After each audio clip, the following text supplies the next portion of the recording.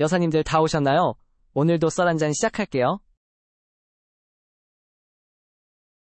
어린 시절의 아름다운 기억이 때론 평생 잊히지 않는 그리움으로 남는다고들 하죠.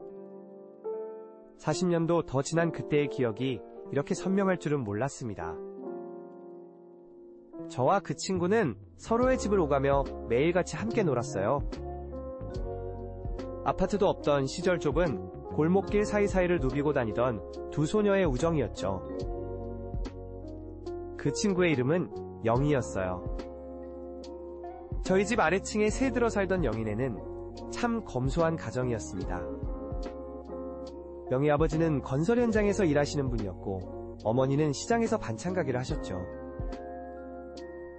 영희는 늘 교복을 깔끔하게 입고 다녔고 공부도 잘했어요.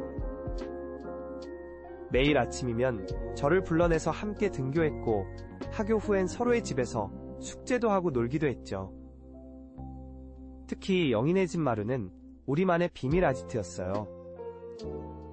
그곳에서 우리는 서로의 고민도 나누고자 내 희망도 이야기했죠. 영희는 선생님이 되고 싶다고 했고 저는 간호사가 되고 싶다고 했어요. 어느 날 밤 영희네 집에서 큰 소리가 났고 경찰차가 왔다 갔다 하는 소동이 벌어졌죠. 나중에 알고 보니 영희 아버지가 술에 취해 건설 현장 동료와 싸움이 붙었고 사람이 크게 다쳐서 병원에 실려갔다고 해요.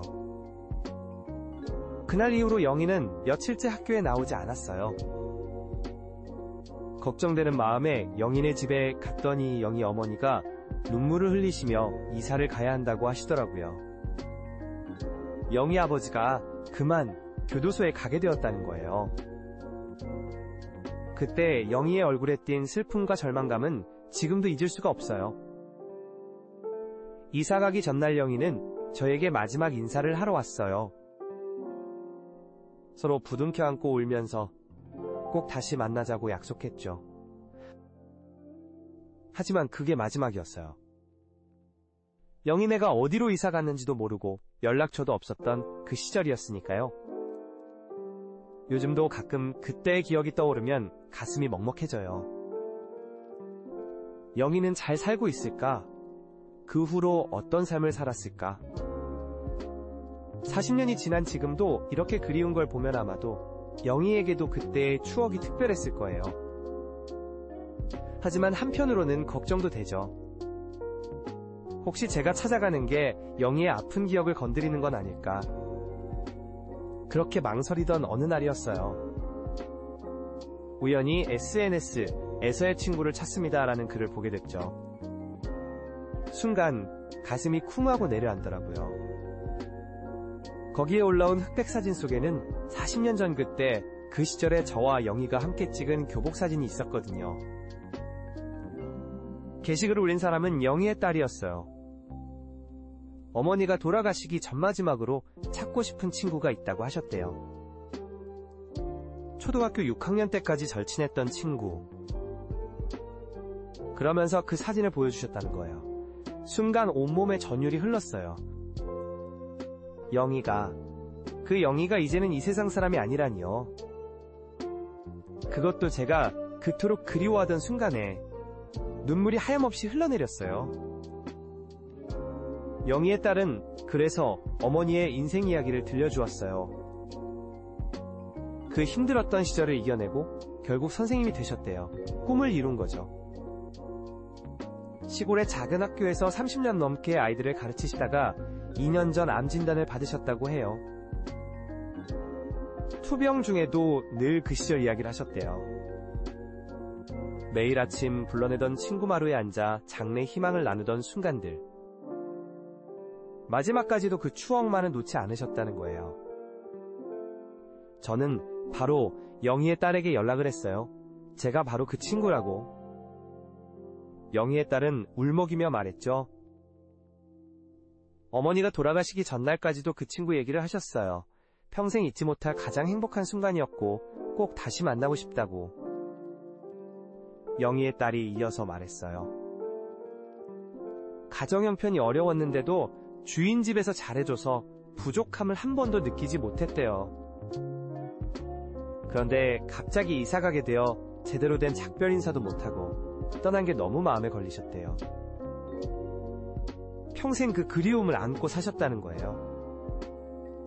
그 말을 듣는 순간 가슴 한켠이 무너져 내리는 것 같았어요. 서로가 서로를 그리워하며 살아왔다는 게 더욱 마음 아프게 다가왔죠. 영희의 딸이 조심스레 말을 이었어요. 어머니의 마지막 유품이 있는데 혹시 한번 보러 오시겠어요? 당연히 가야죠. 떨리는 마음을 안고 영희의 딸이 알려준 주소로 향했어요. 그곳에는 40년 전 우리가 함께 찍은 사진들 그리고 낡은 일기장이 있었어요. 영희는 그 모든 것들을 고이 간직하고 있었더라고요. 일기장을 펼쳐보니 눈물이 왈칵 쏟아졌어요. 거기엔 우리의 마지막 날이 자세히 적혀 있었거든요. 오늘도 친구가 울었다. 나 때문에 울었을 텐데 미안해. 나중에 꼭 다시 만나서 이 마음 전할게. 그 뒤로도 저를 그리워하는 내용이 가득했어요. 영희의 딸이 말해주더라고요. 어머니께서 작은 시골 학교에서 아이들을 가르치실 때 더 힘들어하는 아이가 있으면 늘 그 시절 이야기를 들려주셨대요. 서로 의지하며 꿈을 키워나갔던 그 따뜻했던 우정 이야기를. 그렇게 영희는 저와의 추억을 통해 다른 이들에게도 희망을 전해주고 있었네요.